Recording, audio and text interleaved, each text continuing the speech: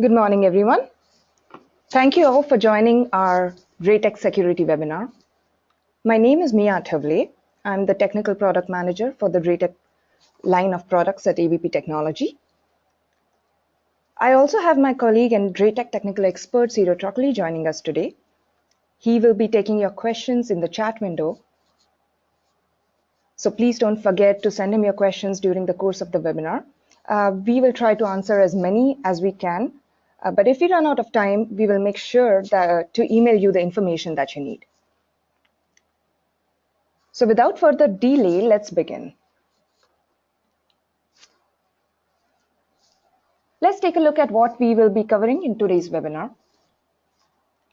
We will be focusing on the various built-in feature sets and tools offered by DrayTek to help you safeguard your networks and users against internet threats today. So that will be the focus of our webinar. We will look at a few different application scenarios. So whether you wish to provide secure access to your teleworkers or your branch offices with VPNs or protect student campus networks, maybe, DrayTek offers a variety of tools at your disposal. If time permits today, we will also introduce you to DrayTek's ACS centralized management system. This platform is designed for larger multi-site projects and service providers. And it makes it even more simple to set up multi-site VPNs. So we will look at that if we have some time left at the end of the webinar. Now, if you're already deploying DrayTek routers, stay tuned till the end because we will discuss some new features that got added to the latest firmware. There have been some exciting additions to the DrayTek lineup too. So during the course of the webinar, if you are experiencing any audio issues, let us know. Let Ciro know through the chat window. And don't forget to send us your questions.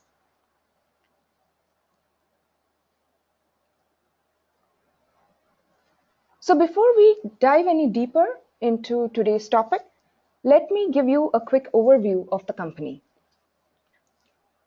DrayTek is a networking solutions manufacturer from Taiwan. They are popular all over the world for their feature-rich business routers, firewalls, and VPN gateways. DrayTek was one of the first global companies to introduce VPNs for teleworkers and dual WAN routers to the SMB market. Thousands of DrayTek devices are sold worldwide every year. In USA too, they are rapidly becoming a favorite with SMBs, MSPs, service providers for a robust, feature-rich business network solution.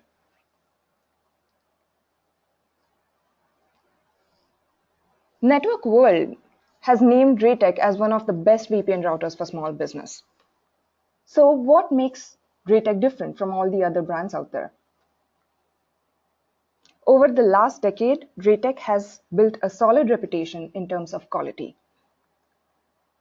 At ABP, we have been testing DrayTek devices in-house for a number of years ourselves, and we have experienced the reliability firsthand. 60% of DrayTek's employees worldwide are research and development, so they are a very innovative company, capable of developing customized solutions for niche markets. ABP works very closely with DrayTek R&D for adding new features designed keeping in mind the needs of our US customers. Around the globe, DrayTek has had several successful multi-site projects. Vodafone, the global ISP, British Telecom, Siemens, Pizza Hut, Taiwan Airlines, the EVA Airlines, Kodak have all had large multi-site deployments with DrayTek routers. Kodak is standardizing on DrayTek to provide connectivity for their photo kiosks around the globe.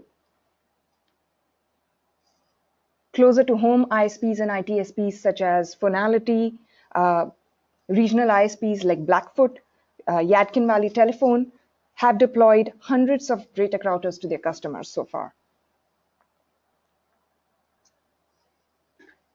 So that was a quick introduction to DrayTek for those who are new to our brand. Coming to the topic of the day,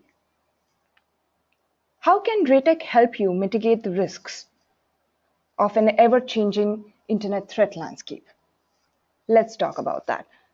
As the recent WannaCry ransomware has shown us, enterprise security breaches involving the compromise of critical systems and large amounts of customer data are becoming increasingly common.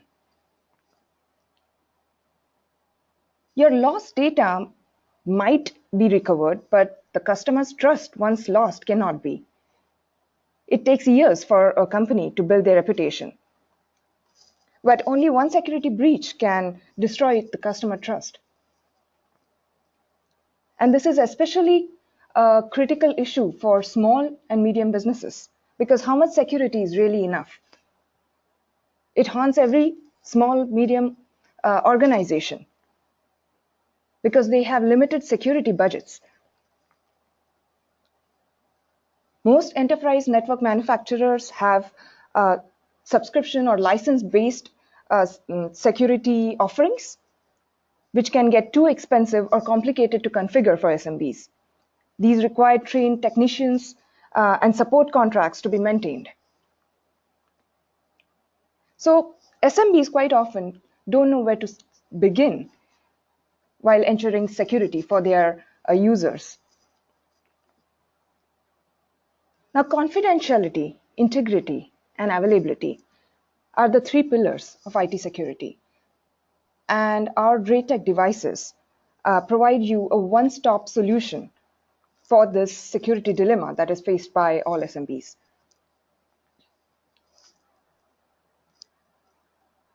So to begin with, let's look at the firewall on all DrayTek routers. The firewall on the DrayTek routers forms the basis for all the other security features, such as content security management, user management, to be layered on top.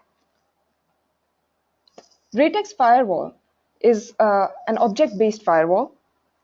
It offers you complete control and flexibility over the network traffic passing between your LAN and WAN networks. So there are two components to the DrayTek firewall. All DrayTek routers have a simple layer 3 packet filter, which lets you filter traffic based on information in the packet header, such as source and destination IP address, ports, and protocols. For example, if you were trying to block all HTTP traffic for a certain source IP address in your LAN, that would be the packet filter. But DrayTek firewalls also have a layer 7 application filter, or CSN, which does further inspection into the packet data. It inspects the data in order to take a decision about whether to accept or deny the packets based on the applications. For example, if you were trying to block all peer-to-peer applications or all social media websites, that would be possible through the CSN. So these are the two components of the firewall feature set on each DrayTek router: the packet filter and the application filter. And we will look at how to configure these in detail when I get to the demo. But let's talk about how the filter rules in the firewall work.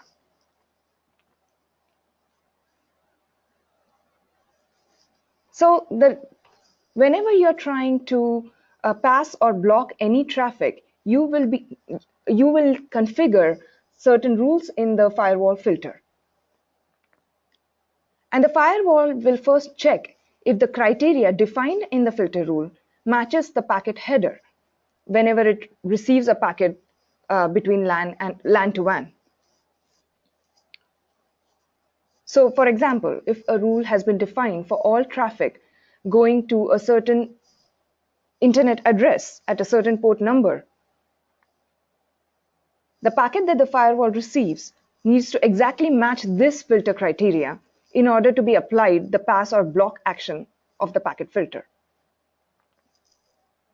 If the packet header does not match the criteria, defined in the filter rule, the firewall keeps checking the next rule until the default filter is applied to the packet. So the firewall goes through each filter rule that you have defined one by one until the match criteria for the packet is satisfied. Only then it applies the action. Now, sometimes your rules can be a little too narrowly defined. Your source IP addresses or port numbers can be too narrowly defined. So once the packet is received by the firewall, the correct rule might not be applied to it. So the firewall keeps checking until it arrives at a rule that matches the criteria defined in its filters. If nothing matches, then the default rules will be applied to the packets. Now, if the packet filter, that is the layer 3, passes the traffic, then the application filter will be checked. This is where URL filtering, web category filtering, user management, application enforcement will all come into play. So this is how basically the firewall in the DrayTek router functions. Do we have any questions so far, Sino? Oh, Mia, well, I have a question. If one of these security features requires a license, and a specific license for that. Okay, so we will come to that when I'm talking about content security management, because so far none of the features I've described require a license in the DrayTek. The firewall features are all built in. The packet filter is built in, and most of the content security management features are built in, except with the exception of the web category. But we will discuss that in detail. Okay, no more questions, Mia. Okay. So moving on. So sometimes, as I was talking about, we find that the packets that we are trying to block, the traffic, are still passing through the firewall because maybe we did not define the matching criteria in the filter rule correctly.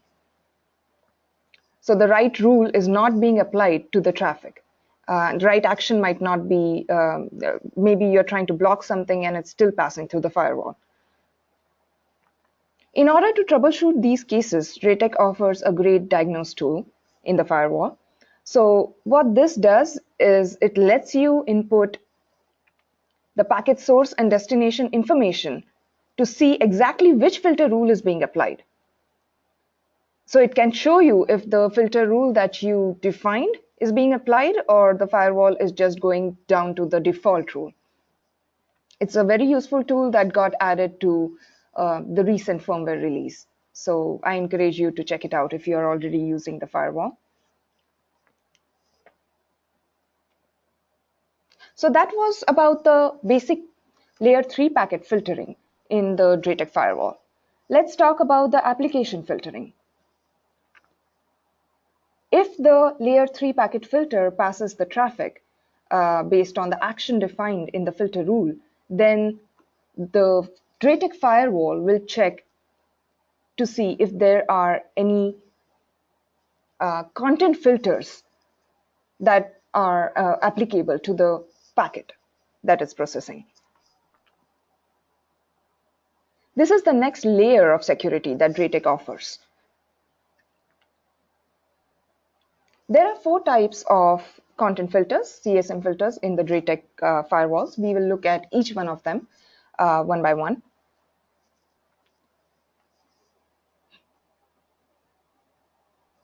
So DrayTek offers a built-in application enforcement feature, APPE. This feature inspects and recognizes the application in use by a LAN client by comparing the traffic flow pattern to its database. And as the applications are continuously updated, so is DrayTek's database. In order for the signatures, the application signatures to be up to date constantly, your DrayTek router will need to be registered to a MyVigor account in order to receive the latest signatures and keep it updated. So it's really simple to do that. We will show it to you in the demo, but the MyVigor account is free. You just need to register your router to that account.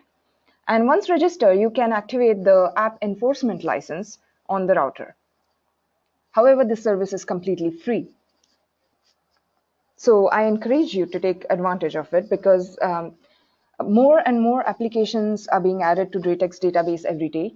So if you're trying to block torrent, instant messenger, remote access applications like TeamViewer or Skype or iCloud, there's a whole bunch of applications that you can control through the app enforcement profile. Now, there can be certain limitations. For example, you can only block Skype if the users are not logged in. Once they are logged in, it's not possible to block through application enforcement. So if there are any limitations to a certain application in the DrayTek firewall, it will be noted in the table for a specific signature update. And yeah, so this is a very useful feature. It's really simplifies your firewall filter rules. It protects your users from using insecure applications as well as increases productivity.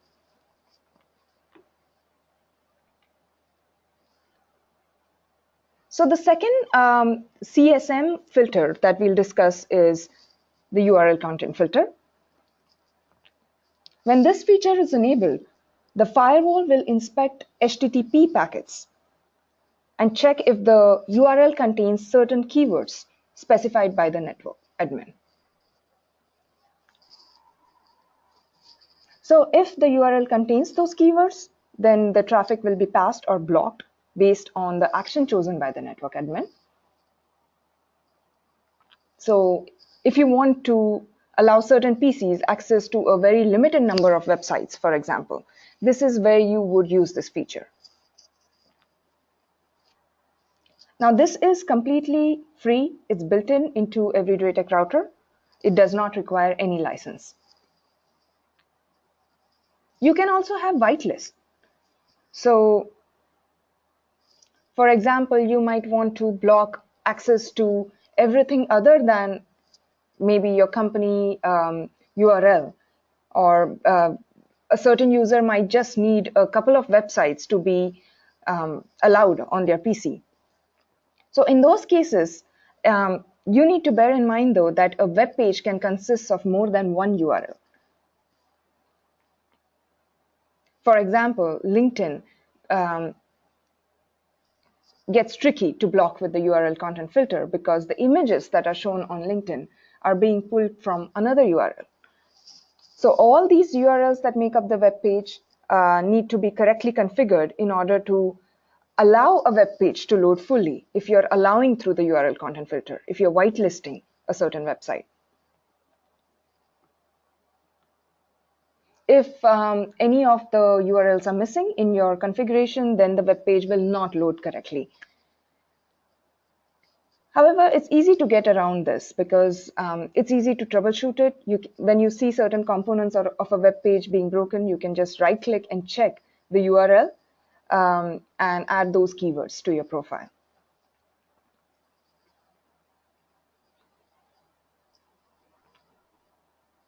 Now, the third CSM filter that DrayTek has, and the most useful one I feel, is the web category filter. This is the only licensed service on your DrayTek devices, as someone had asked before. It is provided by a third party, Siren. It's a very convenient and powerful service, and it is available at a fraction of the cost of similar offerings in the market. So to activate the service, you will need to create a free MyVigor account and register your router to it, similar to the app enforcement. You only need to do it once. As soon as you register your router to your MyVigor account, all these services like app enforcement, web content filter will be available in your profile for you to activate. So once your router is registered, you can activate a free 1-month trial on the web category filtering to start using this feature. After your trial expires, you can purchase the annual web content filter license from ABP or your reseller and add it to your MyVigor account. Now, where is this service useful? It's very helpful if you're deploying in a home or school environment, since it has all the child protection categories enabled by default. You can also block access to all social media websites or all known malware websites. This real-time service is provided by Siren, a well-known security leader that monitors and classifies millions of websites in real time. Now, if you're unsure when configuring the filter of the category of a particular website that you're trying to block or pass, you can check Siren's website for current classification. If you feel that one of the websites has been categorized incorrectly by Siren, you can request them to change the classification. They are generally quite responsive. So since this is a real-time service provided by a third party, there is a cost associated with this. But as you will find out, it's very inexpensive compared to similar offerings.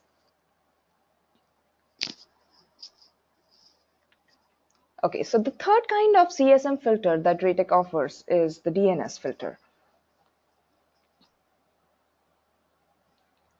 As you know, any filter that relies on URLs that we see, URL filter or the web category filter, both of them depend on URLs, can often fail to correctly filter HTTPS websites. This is where the DNS filter can be very useful. So it acts as an extension of the URL and web category filter. By checking the initial DNS queries to see if they contain any of your specified keywords or categories, and take the decision of blocking or passing traffic based on that. So it's recommended to always enable and apply the DNS filter whenever you are using the URL or the web category filter in your firewall.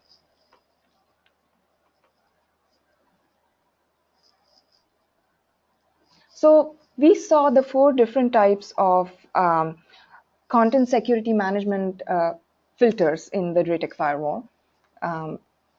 Another useful feature is denial of service defense. In denial of service attacks, hackers use botnets to flood the router with fake connection requests to make it unavailable for legitimate users. By enabling denial of service defense in the DrayTek firewalls, the router will block all connection requests from unknown sources after a certain specified threshold is reached for a certain timeout period. For example, in this screenshot, I have enabled the UDP flood defense. So the router will monitor the incoming connections, and once 2000 packets threshold is reached, it will time out all further connections for 10 seconds. It will also alert the network admin that the router is under attack. It will show these alerts in the syslogs as well. So the network admin can then, the router also shows the network admin the responsible source IPs. So the network admin can take further action to blacklist certain source IPs once he's notified that the attack is coming from these source IPs. However, I would recommend if you are using VoIP in your network, say, the denial of service thresholds need to be set very carefully, because the thresholds for each type of attack monitoring are set in accordance with the available bandwidth and the application usage in your environment. For example, the 2000 packet threshold is recommended for 20 Mbps for the UDP flood attack if your bandwidth is 20 Mbps. If it's more, then the threshold will need to be higher. However, if you are using VoIP in your network, your UDP traffic will also account towards this threshold. So if you're using VoIP, this threshold for UDP flood defense will need to be adjusted carefully to prevent any false positives. So it's a little bit of trial and error while setting up the thresholds. You need to understand the applications that are in use in your network, but it can be very useful. Any questions so far, Ciro? No, Mia, I already answered the questions regarding where do you register your router from my bigger account.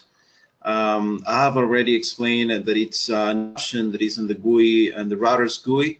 Maybe on the demo we can show to the audience what that option is. Yes, we will certainly see that. Yeah, that's it for now, Mia. Okay. So let's talk about the next major topic of the day, VPNs. For those who aren't familiar with them, haven't been using them, VPN tunnels encapsulate and encrypt data sent over public networks so that the confidentiality and integrity of the data are protected. They also provide authentication of the VPN peers. DrayTek routers support two different types of VPNs, remote dial-in and site-to-site. Let's take a look at each one of them. Remote dial-in VPNs can be very useful for teleworkers working remotely from insecure Wi-Fi networks like those found at airports or coffee shops maybe. With remote dial-in VPNs, they can perform sensitive business or financial transactions with confidence by connecting to their headquarter network with a VPN. Moreover, as we saw earlier, the firewall policies that can be applied to internal users can also be applied to VPN users. So businesses can be sure that their employees will not be using their laptops and tablets to access any insecure websites that can compromise their company data while connected to the VPN. Now, DrayTek users have a choice of VPN clients to connect to the DrayTek's VPN server. They can either use their inbuilt Windows, Mac, Android, or iOS VPN clients, or they can download the smart VPN apps for Windows, iOS, and Android.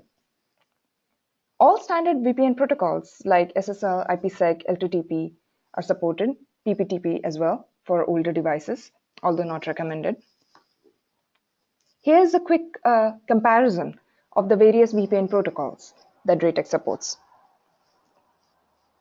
As you might already know, PPTP is no longer considered secure and Apple devices have stopped supporting it. DrayTek still has support for it for legacy devices, but we recommend IPSec or SSL, which provide peer authentication, data encryption, and integrity.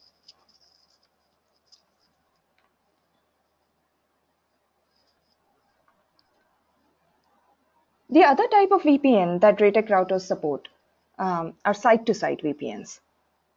These are very useful for franchises and multi-site businesses to connect their branch offices securely to headquarters.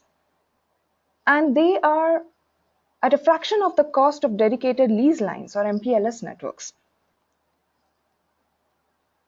So in US, we have seen companies like Tower Energy connect all their gas stations in California with DrayTek VPNs. They replace their expensive MPLS network with a system of DrayTek routers connected through IPsec VPNs. Depending on the model, DrayTek routers can support anywhere from 50 to 500 simultaneous VPNs.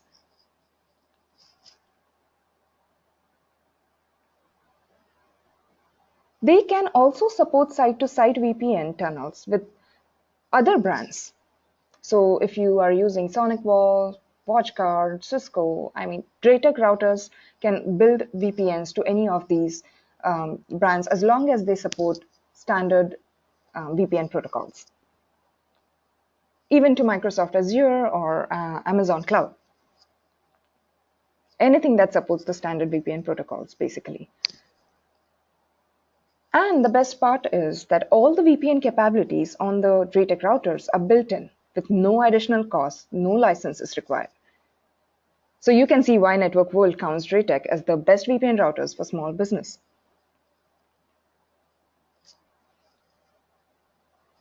Here is a quick overview of the steps involved in establishing a VPN connection. This is a standard procedure. As long as both the sites are correctly configured with the matching parameters, the VPN will be established, whether you're trying to establish a site-to-site between two DrayTek routers or a DrayTek router and some other brand of firewall or router.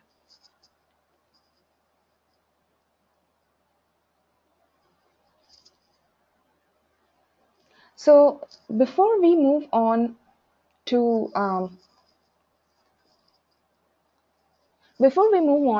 the product overview, the model overview, and the demo, I'd like to quickly mention a couple of different features that are very useful as far as VPNs are concerned. As you know, DrayTek is known for their multi-WAN and dual WAN routers. So DrayTek routers let you connect two or more internet connections and load balance between them. Now, when you are using two or more internet connections for load balancing, you can also set up load balancing on your VPNs. So in order to make sure that you never lose access to your remote sites, you can configure a backup VPN or configure two different VPN tunnels over two different internet connections between the same sites. So if one goes down, you still have connectivity going. So VPN trunking can be very useful that way.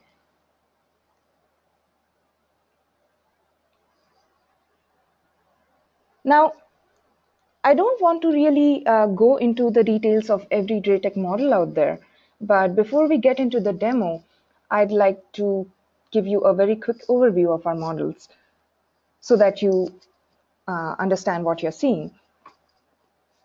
DrayTek routers can support a wide variety of WAN interfaces, such as cable, ADSL, VDSL, fiber, 4G LTE, depending on the model. As I mentioned, there are single, dual, multi-WAN routers that let you load balance between two or more internet connections. You can also choose from a range of wireless variants on almost every SMB model. So do note our naming convention. If a router supports single band wireless, it generally ends in the letter N. So 2925N will be a single band 2.4 gigahertz wireless router. Just the 2925 is a non-wireless router. And if it's 2925 AC, then it will be a dual band AC wireless router. So that would be our naming convention for Wi-Fi devices. We also have a range of access points available. We have dual band ceiling mounted 910C as well as desk mounted 902. Both of them are AC wireless routers that work with our access points, that work with our SMB routers. And we have a range of PoE and non-PoE switches as well. Now, an interesting thing about our wireless access points and switches is that on our SMB routers, like the 2925, you have the ability to control all the DrayTek access points and switches from the router's interface itself. So it gives you a single pane of control, whether you're deploying guest Wi-Fi or VLANs on your switches. If you also have a DrayTek router, you do not need to log into each of your access point or switch individually. You can configure them all from the router's interface. We have fiber routers as well for special projects. You can contact us if you need information on those. We have single, dual, and multi-WAN fiber routers with SFP ports. So that was a very quick overview of our different models available in the US. Cyril, if there are no further questions, I'll get into the demo. Yeah, well, there have been a few, Mia, but I've answered most all of them through the chat tool. Okay. Regarding VPN throughput and load balance, VPN load balance, and failover that I've also mentioned. So we're good on the questions. I think we can continue. Okay, perfect. So what you're seeing here is our most popular router, the 2925 series. It's a dual WAN router, so it offers 2 gigabit Ethernet WAN ports for backup or load balance. It also has 2 USB ports if you wish to connect LTE dongles to it. So effectively, it gives you 4 WAN connections to load balance between. It's a very powerful SMB device, very feature rich. So this is what we'll be seeing today. Let's get into the firewall menu on the 2925. So we have discussed this at the higher level. Let's look at each of the menu options. In the firewall general setup, the default rule is what will be assigned to each packet if there is no specific filter rule that it matches. As I mentioned, the router will check each filter rule that you have configured one by one, and if none of that matches the packet in question, then the default rule will be applied to it. It is recommended that the default rule be block all, so that if anything escapes your specific filter policies, the block rule will be applied to it. Now, if you want to see the firewall actions that are taken in the syslog, you will need to enable them here. As you can see, the default rule is made up of the layer 3 packet filter, where you have the pass and block action, as well as a few of the content filters that we've discussed, like app enforcement, URL content filter, web content filter, DNS filter. Right now, none of them are applied here. These content filters are configured under CSM. After they are configured, they need to be applied in the default rule. So there are 2 steps to applying any content filter. Configure them in the CSM and apply them to the firewall. A lot of times we find that users configure the CSM correctly but forget to apply them in the firewall rules. Okay, so that was the default rule. Let's look at the individual rules that you can configure in the filter. We have 2 predefined filter sets here already: the call filter and the data filter. The call filter is the filter set that will be applied when there is no WAN connection on the router, so you can ignore that. The data filter is the default filter set that will be processed when your router is connected to the internet. So as you can see, I have a couple of rules already in the data filter. Now each filter set has 7 rules that you can enable. Once the firewall has gone through each one of them and the packets do not match any of the criteria defined in this set of rules, then you need to tell it which set of filter rules should be processed next. This is another point we see that is often missed. So you can have as many as 12 filter sets here, each made up of 7 rules, but you need to tell the firewall in which order to process them. So you absolutely need to define the next filter set here.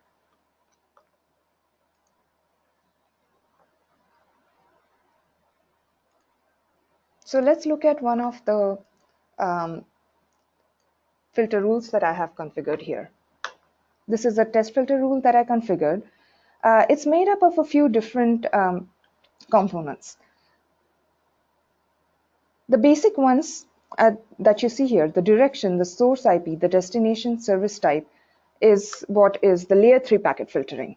So you need to tell the firewall the matching criteria for a certain packet, which direction the traffic is in, the source IP, destination IP, and the protocol.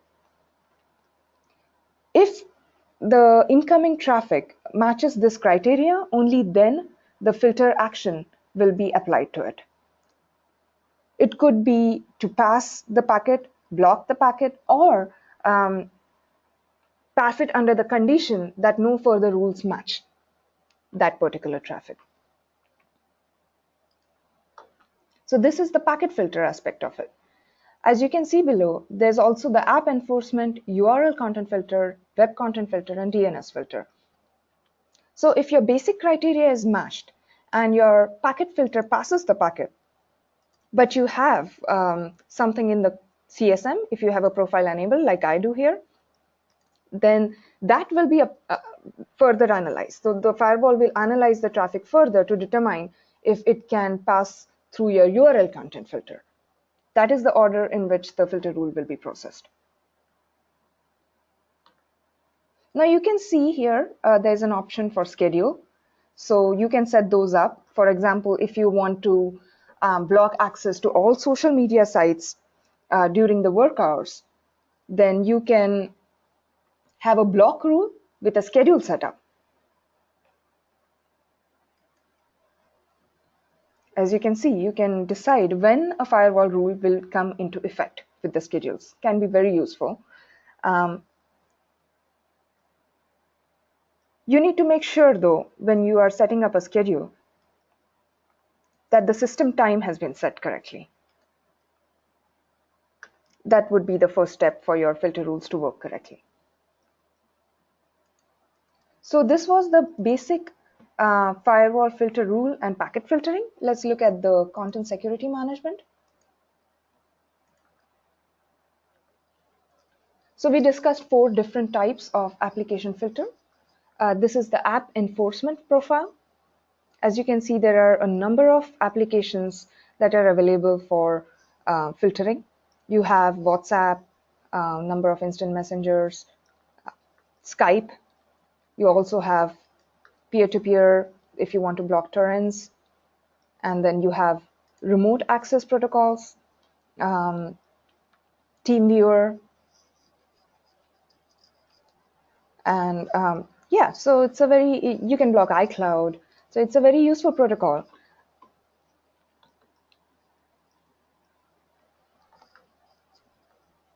Now, as I mentioned, for the application filter to work correctly, the signatures, the application signatures in the DrayTek's database need to be up to date. And for that, you need to register your router to your MyVigor account. I'll show you how to do that here. Under the signature upgrade, when you first look at this option, it will show that it has not been activated. On this particular router, it will show me the expiry date, but since it's already activated. But if you click on activate,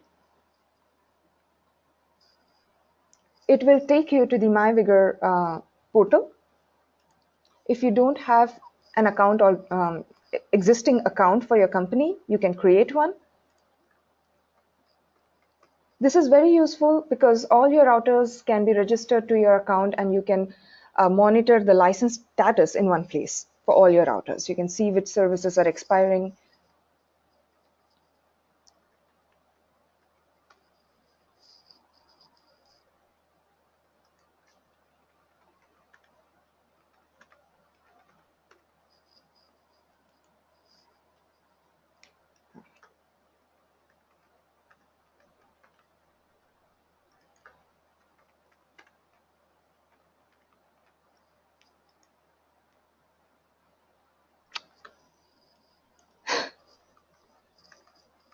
Let's see.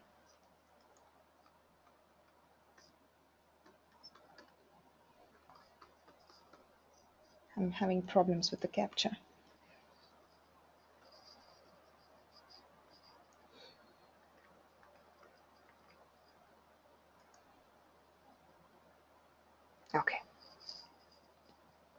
When you first try to register a device to the MyVigor account, it will prompt you to add the device. Now my router is already added to the MyVigor account, so it's just showing me the services available on the router. The two services that you will be needing the most are Siren, which is the web category filtering that we discussed, and app enforcement, the DTAPPE. You can ignore the other two for now. They are not applicable yet. When you first log in, you will see that the Siren has a trial that you can activate for 1 month. Once the trial expires, you will need to then purchase a license and apply the license key here in MyVigor. The app is simpler. It does not require you to purchase anything. You just need to come in here and activate the license. Once you click activate, right now both the services are on this router, but once you click activate, the license is pushed to your device. If you're having problems with this, you need to make sure that the MyVigor portal, the website, is being accessed through the router that you're trying to activate. So make sure you don't have more than one internet connection or Wi-Fi. Just go through the router to the internet and try to activate in the MyVigor portal. So the license is automatically pushed to the router. In this case, it will show you the expiry date. You can also set up the router to automatically check for signature updates for application enforcement. So this way, as new versions of applications are released, DrayTek adds to their database so that it can analyze the traffic flow and correctly block the applications. So that was the app enforcement. The URL content filter is a pretty simple feature to configure. Here I have a sample test rule to block the CNN website, for example. Now, as I mentioned, the firewall is object-based.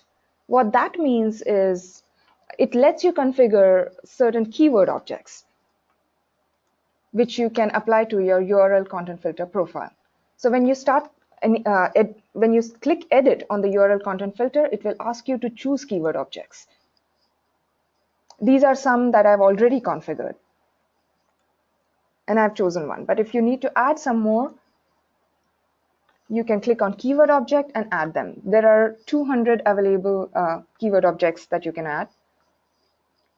You can also group them under keyword groups.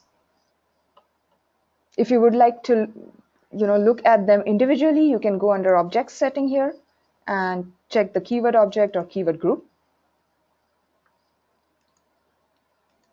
So let's go back to the URL content filter. So I've chosen CNN keyword object here, and I've chosen enable the URL access control and to block it. I also want to see the log here, so I've chosen that option. You can also block certain web features. For example, if you want to block just the images, then you can choose maybe the file extension profile as PNG. But again, that will need to be configured under objects, file extension objects.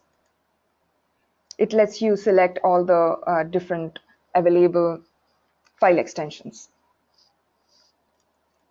So once I configure this URL content filter profile, it's not enough to just have a profile. You need to apply it to certain traffic. So then that will have to be done in the firewall. Data filter, filter rule. So I specify which source IP this particular profile will be applied to. In this case, this is my PC, LAN PC, and this is the profile I'm applying to it. So I say that any traffic coming from this LAN PC will be passed immediately by the packet filter. However, the URL content filter profile will be applied to it. So let's see what happens when I try to access CNN.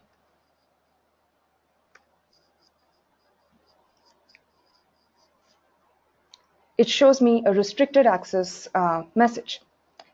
Now this image and the message that is shown is completely configurable. That can be defined by the network admin. Here in the administration message, we are showing an image here, as you can see, that is being pulled from our website.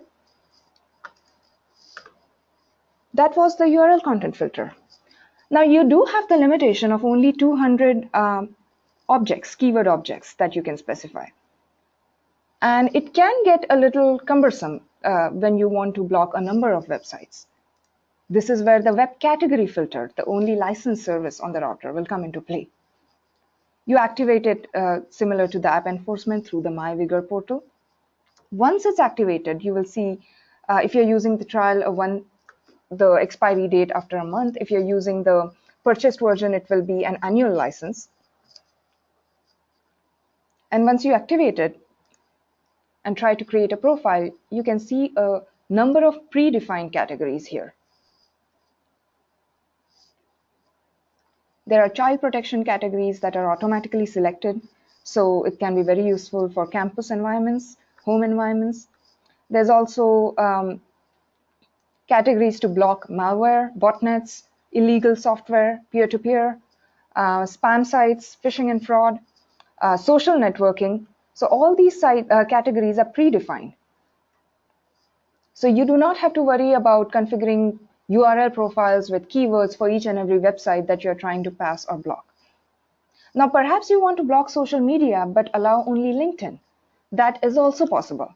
In that case, you would block the social networking category, but enable a whitelist that says pass and enable the URL keyword LinkedIn that I've already defined in my keyword objects. So this way you can have a whitelist for certain websites while blocking the category as a whole. Now, similar to the URL content filter, this is just a profile. It still needs to be applied to a firewall rule to be processed correctly. So I'll need to apply it here.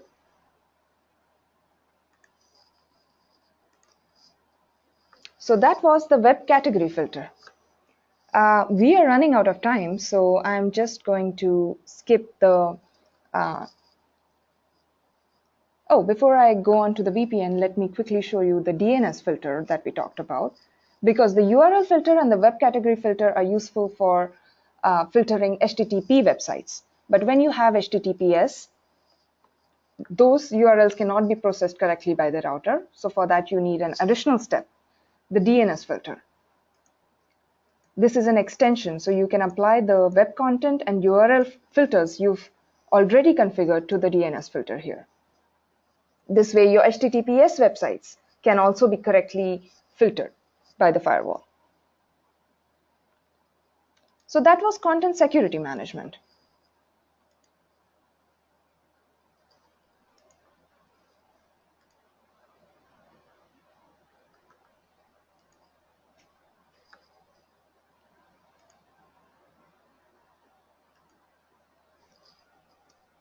Ciro, looks like I'm having some connection issues.